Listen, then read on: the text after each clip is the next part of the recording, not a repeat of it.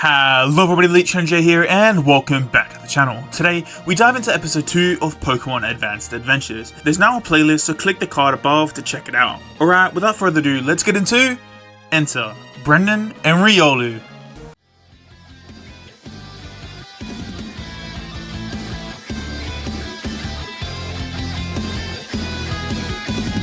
When I was out there all on my fire, going out in the rain, I could have lost it all right then, but you were there to show me the way. You told me I'd be strong if I could just push through, and so I promise you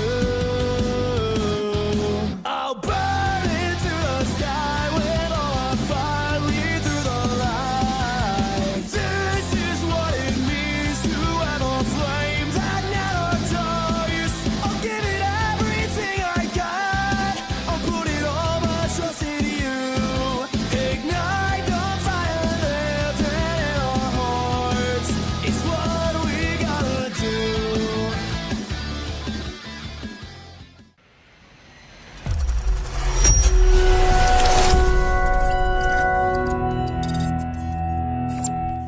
We see a trainer walking through Viridian Forest with a Riolu, a Pokemon native to the Sinnoh region. The trainer yawns and the Riolu looks around trying to find something. A man and a woman stop the trainer in their tracks. The man and woman duo seem to be clad in black, sporting a large ominous red on their chest. The trainer cocks an eyebrow, he asks who they are, and they state they are Team Rocket. They start demanding for Riolu and the trainer scoffs. He announces himself as Brendon and that he isn't one to lay down and roll over. Brendon gets into a proper stance and so does Riolu. The two Grunts send out a Zubat and Spearow. Brendon frowns, excited, and so does Riolu. Riolu wastes no time in using a quick attack, hitting both Spearow and Zubat. Both Grunts snarl and recall their Pokemon and run off screaming with anger that this isn't over.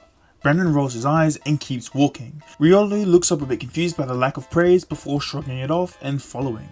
Brendon starts talking to Riolu, boasting about how they beat Team Rocket, since he heard they were this strong organization, blah blah blah. Riolu nods and shadowboxes while walking. Later they stop to have some lunch. Brendon tells Riolu that soon they need to get stronger so they can get their first gym badge.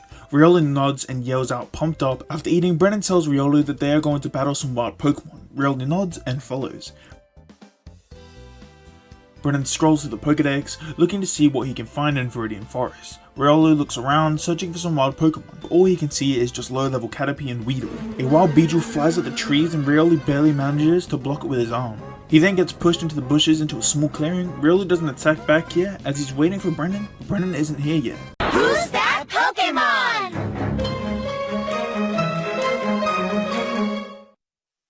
Sorry to interrupt this episode, but this video has a sponsor. Thanks so much Strudel Doodles. Now, this isn't your typical sponsor. I'm giving Strudel some promo for my Fakemon starters. Here's 2 at the moment. She's currently in the hospital, so she hasn't finished the 3rd. Please make sure to wish her a fast recovery in the comments. Okay, here's a few of her art pieces. She's fairly new to commissions, so you'll need to bear with her while she gets the hang of it. Her art is really good. Don't just take my word for it, she's doing a whole project with another YouTuber, but it's not out yet, so I can't really talk too much on it. You can connect with Strudel on YouTube, Instagram, and Discord. Please be respectful to her, she's such a sweet person, and she's very easy to talk to. Find her as Strudel Doodles. Once again, that's Strudel Doodles. Okay, back to the episode. It's Venusaur! The Beedrill keeps trying to swipe Riolu, but Riolu keeps dodging, just waiting for Brendon to show up and give him a command. Riolu realizes Brendon isn't coming and it makes him angry. He gets so frustrated that his punch connects with ease. It sends Beedrill flying away. Riolu angrily walks out the bushes and rushes down the path to catch up with Brendon, who is still scrolling on his Pokédex, completely oblivious to what just happened. Riolu looks dumbfounded at this revelation. Brendon finally looks up and tells Riolu a strong Pinsir has been spotted by a few trainers around the forest. Riolu nods, momentarily forgetting about what just happened. While walking, they get stopped by a distressed trainer. Brendon looks confused and asks what's wrong. The trainer explains she was out playing by a nearby river with her Meowth, and she got attacked by this Pinsir. Brendon's eyes widen and his heart stops pumping with excitement. He steps closer, begging for her to tell him where the Pinsir is. The girl's breath hitches as she sees the sudden change in Brendon's body language. Her breath becomes shaky as she tells Brendon the Pinsir headed towards Viridian City after attacking her and her Meowth. Riolu and the Meowth stare at each other with mild curiosity. Brendon smiles widely. The girl asks if he can escort her to Viridian City, but Brendon doesn't reply as him and Riolu are already far off. running as fast as they can. She looks sad and holds her injured Meowth. She sighs and continues to walk. Meowth looks up and tenderly smiles at the trainer. She smiles back and vows to make sure he will be okay. We cut back to Brendon and Riolu, who are in a bush spying. Riolu doesn't look the least bit interested in waiting around. Brendon's eyes zoom around the field ahead of them, trying to locate the so-called powerful Pinsir. But suddenly his breath hitches. He spots the Pinsir. He ushers Riolu to follow him, and they pop out the bushes. Brendon confidently smirks and challenges the Pinsir to a battle. The Pinsir cries out and gets ready. Brendon tells Riolu to get into the fight. Riolu hesitates but does so regardless. Riolu doesn't even get a chance to get into a proper stance as the Pinsir blitzes and lands a powerful bug bite. Riolu cries out and is already tired from its previous battle with the Beedrill. Brendon's face falters. He calls out to Riolu, but Pinsir throws Riolu into the floor, taking it out. Brendon curses under his breath and recalls Riolu. Frustrated, he sends out his shiny Magnemite. He calls out for a Thunder Wave, which connects, temporarily paralyzing the Pinsir. It cries out and falters. Magnemite uses Thunderbolt, striking down Pinsir. Pinsir is in its last leg, struggling to stay standing. A boy comes out of the bushes, revealing myself. I question if that's the rampaging Pinsir, and Brendon nods, saying it's his. I say I want to capture it, but Brendon says he saw it first, so it's his.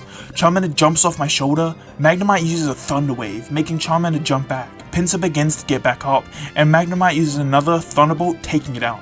Brendon and I throw a Pokeball in unison.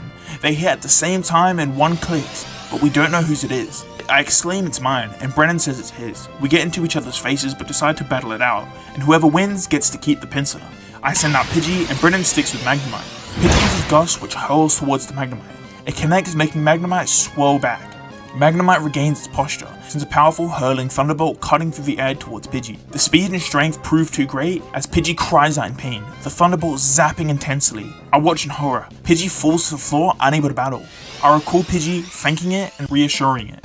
Brendon smirks happily. He recalls his Magnemite and picks up the Pokeball which has Pinsir inside. I look annoyed. My tone softens though as I question Brendon, asking where he's heading next. He says he's going to Viridian City as there's a tournament he wants to join.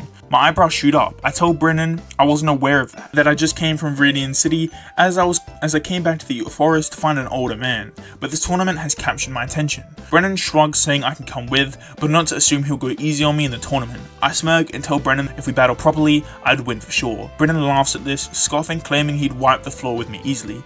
Charmander's eyes twitches at Brendon's disrespect. Brendon and I walk with each other back to Viridian City. We make it back no problem, and we walk near the street I was previously jumped. I comment on this and tell Brendon to be on guard as last time I was attacked by a gang of wild Pokemon. Brendon looks up surprised and then laughs, saying he wouldn't mind another battle.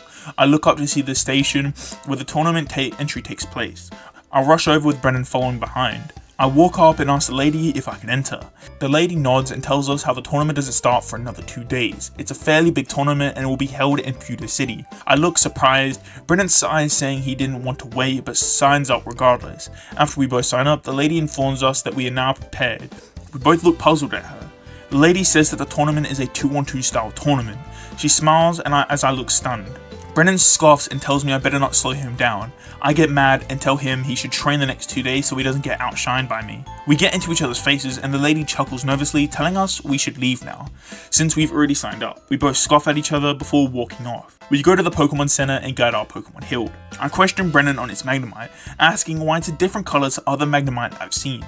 Brendon says it's a shiny Pokemon, detailing about how he caught it the moment he got his Pokeballs. I question how he got them as I didn't see him at Professor Oak's lab. Brendon says his Pokeballs were given to him by his mother that she didn't use during her journey, that he's from Sinnoh and his father was a powerful Sinnoh trainer. I smile widely, telling him how cool that is. I add that I haven't seen my dad since he left to a faraway region with a black Tauros. He asks me if I want to go grab a bite, as I may not be as bad as he thought. I agree and we take our Pokemon from Nurse Joy and leave. We're at a cafe sitting eating with all our Pokemon. Brendon questions me, bringing up what I said earlier about the wild gang of Pokemon. He said it's intriguing. I tell him there was a powerful Arbok who was leading the group of Pokemon. I add that there's a green Grimer who seemed to be kind of forced to be there as it didn't seem happy at all. Brendon looks surprised, asking about the Grimer. I show him a photo of my Pokedex of the green Grimer. Brendon cocks an eyebrow. He's stating that he thinks the Pokemon might be a shiny. My eyes raise and I ask if he means a shiny like his Magnemite. Brendon nods. He doesn't think it's anything else. He shrugs and says it honestly looks like a snotball. I chuckle as Brendon had the same exact reaction as I did. We finish eating and continue to walk around the city. Whilst walking, something catches our eye. It's a small boy stealing some fruit. We walk over and once he notices us, he runs off. We yell out and follow him. We chase him down the city and get him trapped in a corner. Charmander and Riolu jump down and get ready to battle. He looks around frantically. Riolu wastes no time in rushing in for a tackle, but I notice the kid seems scared and lost, so Charmander stops Riolu with an ember. Brendon looks furiously at me, yelling, asking what that was for. I say that he's just some kid and we shouldn't be too harsh on him. Brendon snarls, saying that doesn't warrant an ember. I shrug and say it is what it is. Brendon grits his teeth. I walk up to the boy and ask his name. He reveals his name is Anthony, and he states that he stole fruit to feed his friends. I question why he needs to feed his friends, not their parents. Anthony says it's not human friends, but Pokemon friends. I smile and ask if we can follow him to meet his friends. He looks us both up and down warily before nodding since we don't have any big red R logos. We follow him to an abandoned house. Inside, he introduces us to his friends. I look eyes with the Grimer, and I point up to it and gasp. Anthony's expression becomes guarded. I explain that I've seen it before and how I was attacked by a group of wild Pokemon led by an Arbok. Anthony says that Arbok often bullies Pokemon into bringing it food and being its underlings. Brendon snarls, saying he'd happily give that Arbok a rude awakening. We all get to talking and we learn about how Anthony's mother is interviewing to be a cleaner at the Pokemon Center. He says he wants to be there since his mother is very nervous. I smile and tell Anthony that we'll happily escort him back to the Pokemon Center. Brendon looks shocked, asking where his input is. I chuckle and tell him to zip it. Anthony thanks us and says goodbye to his friends and we all head out. We look up and see it in the hot air balloon. I smile wildly and Brendon looks with wide eyes. Anthony has a face of pure disgust. We make it to the Pokemon Center and I ask Anthony where his mother is. He points to a lady as we look to see her with a frown. We walk over and overhear Nurse Joy saying she isn't too sure she can work there as a cleaner due to her ties with Team Rocket. Anthony looks gutted. Brendon cocks an eyebrow and I step forward. Nurse Joy asks if she can help us. I question why the lady can't work there. Nurse Joy shifts uncomfortably and she avoids eye contact. She says that she isn't comfortable letting someone with ties to Team Rocket work there when there's vulnerable Pokemon coming in and out constantly. I look confused. I ask the lady if she does indeed have ties with Team Rocket. She looks down with a saddened face. She says that she did work for them as a cleaner, but quit. I look at Nurse Joy asking what harm can she do when she was simply just a cleaner. Nurse Joy looks unsure, but she says she will let the lady have a trial run. If the lady can hold down the Pokemon Center while she leaves, the lady's eyes light up with daring hope. Anthony's eyes shimmering with unbridled hope. The lady accepts and Nurse Joy nods and leaves. I clench my fist with a grin and say that we'll help out. The lady's eyes flush with unshed tears. She thanks us and we all get to work. Anthony holds a sign outside the Pokemon Center. Brendon opens the window to let some fresh air in. I give back a healed Pokemon. Anthony's mother stays behind the front desk. Nurse Joy comes back during the evening and looks surprised as the Pokemon Center looks better than it was when she left. She smiles and accepts Anthony's mother as the cleaner, and we head to a restaurant for dinner. On the way back to the Pokemon Center, we see a lightning strike down into Viridian Forest. Brendon and I look at each other and shrug. In the morning, we meet up outside the Pokemon Center. I asked Brendon where he plans to go. He said he plans to challenge the Pewter City Gym and also partake in the tournament. I grin and say I am as well. We agree to go with each other as we leave Viridian City and enter the forest. After a while of walking, we stop for a quick meal. Whilst Brendon is prepping for his signature dish, Charmander, Pidgey and I are training. Charmander uses Ember and Pidgey dodges, following up with a powerful quick attack. Charmander stumbles and catches Pidgey with a scratch. Pidgey cries out in pain. It flies off her. I chase after it and Charmander follows behind. After a while, we find Pidgey. I apologize to him saying I didn't intend to hurt him that bad during training. Pidgey chirps softly, accepting my apology. I recall Pidgey and Charmander follows me. We take a wrong turn and find ourselves in a spooky part of the forest. It's like all of a sudden the bright blue sky dimmed. Charmander and I feel very eerie, as if we're being followed. I turn, expecting to find someone behind me, but there's nowhere. I sigh shakily before looking forward again. Charmander and I scream out as we get jump scared by an annoyed looking Gastly. It looks scary. I step back, apologizing for whatever I did, for it growls lowly, before Charmander pounces on it using a point blank ember. Gastly floats up slightly hurt. It uses Scary Face, causing a cold chill to run down Charmander's spine. But Charmander doesn't falter for too long, as it uses a huge ember attack, engulfing Gastly in flames, causing it to faint. I look shocked, but I quickly throw a Pokeball, catching it. I sigh a breath of relief before heading back to the spot for some lunch. Brendon looks up and asks where the heck we ran off to. I tell him I had to find Pidgey and that all was okay. Brendon nods thinking I'm weird and we have some lunch. I yawn after we finish eating and I murmur how I'm stuffed. Brendon nods saying he feels the same. We both pick up and continue walking. Once we step off again, we get stopped by a Meowth. We look confused and Brendon says he's going to catch it. He throws a Pokeball but Meowth dodges it and says he won't let no chump capture him. Brendon and I look shocked. We've never seen a Pokemon talk before. Meowth grins and before we know it, Riolu and Charmander are captured. Our faces harden and we demand our Pokemon back. They perform their song and I say in a sharp direct tone, cutting through it, that I couldn't care less about the names, that all I want is my Pokemon back. They roll their eyes and say no. Brendon and I lock eyes and we send out 2 more Pokemon, Pidgey and Pinsir. Team Rocket smirks, falter. Meowth jumps forward to attack, but Pidgey uses Sand Attack, momentarily blinding him. And Pinsir uses Double Hit, sending Meowth into Team Rocket and they all get sent flying away. I praise Pidgey while Brendon praises Pinsir. We untie our Pokemon and I thank Brendon and he thanks me. We smile and continue to walk. We finally make it to Pewter City. We rush into the city, excited for what's to come. This is all for this episode, peeps. Thank you all so much for watching. Please make sure to let me know your thoughts. Why was Anthony here? And how come Pinsir is so strong?